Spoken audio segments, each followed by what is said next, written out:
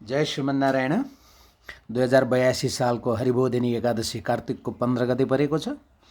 यो हरिबोधिनी एकादशी वैदिक सनातन धर्मावलम्बीहरूका लागि ठुलो पर्व हो, चाड हो, जसमा भगवान 4 महिना शयन गरेर उत्थापन गरिबक्सन्छ, उठिबक्सन्छ, भगवानको जागा हुन्छ।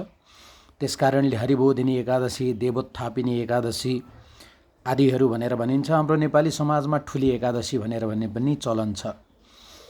यो अन्य सम्पूर्ण वर्षभरिका एकादशीहरूको व्रत बस्न यदि पाएको छैन भने यो एकादशीको व्रत बस्यो भने सम्पूर्ण वर्षभरिका एकादशीहरूको व्रत बसेको फल मिल्दछ भनेर हाम्रा शास्त्रहरूले बताउनु भएको छ। यो एकादशीको दिन तुलसी पनि विवाह हुने भएको हुनाले तुलसी दामोदर भगवानको सेवा गरेर विवाह उत्सव पनि मनाउने, धुमधामका साथमा मनाउने चलन चलेको छ।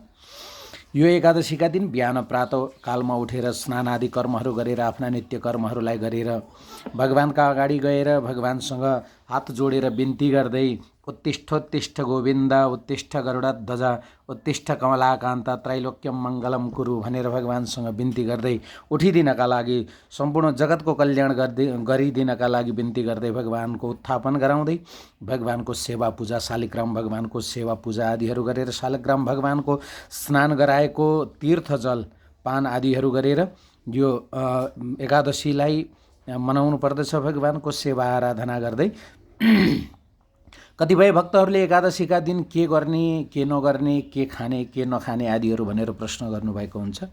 यो एकादशीको दिनमा प्रातःकालदेखि नै स्नान गर्ने समयदेखि नै सङ्कल्प गर्नुपर्दछ। म कसैका बारेमा पनि नराम्रो सोच्दिनँ, कसैको पनि अनिष्टको कल्पना गर्दिनँ।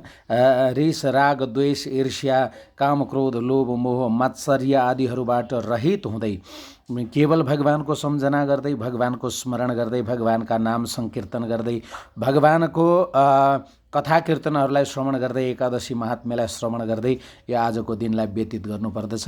र यो एकादशीको दिनमा निराहार व्रत बस्नु पर्दछ। निराहारको अर्थ जल पनि नलिकन, पानी पनि नपिइकन।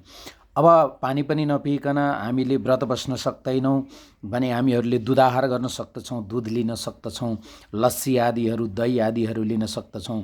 त्यति गरेर पनि हामीहरूको स्वास्थ्यलाई खराब गर्दछ भने हामीहरूले फलाहार गर्न सक्दछौँ। फलाहार गरेर पनि हुँदैन भने कन्दमूल आदिहरू, तरुल, भ्याकुर आदिहरू, सगरखण्ड आदिहरू हामीहरूले लिन सक्दछौँ।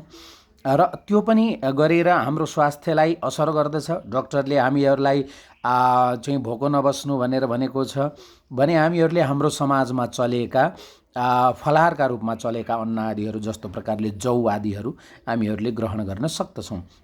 र रातभरि जागरणको नियम छ। जागराम गरेर भगवानको नाम सङ्कीर्तन गर्दै यो दिनलाई, यो रातलाई व्यतीत गर्नुपर्दछ। र भोलि द्वादशीका दिनमा भगवानको सेवा पूजा गर्दै, सकिन्छ भने कुनै ब्राह्मणहरूलाई बोलाएर ब्राह्मणहरूद्वारा भगवानको आराधना गराउँदै अनि तुलसीको आहुति प्रदान गर्दै हामीहरूले आफ्नो व्रतलाई खोल्न सक्दछौँ। हजुरहरू सबैजनाको जय जय होस्। एकादशी माताले हजुरहरूको कल्याण गरिबक्सियोस्। तुलसी माताले हजुरहरूको कल्याण गरिबक्सियोस्। जय श्रीमन्नारायण।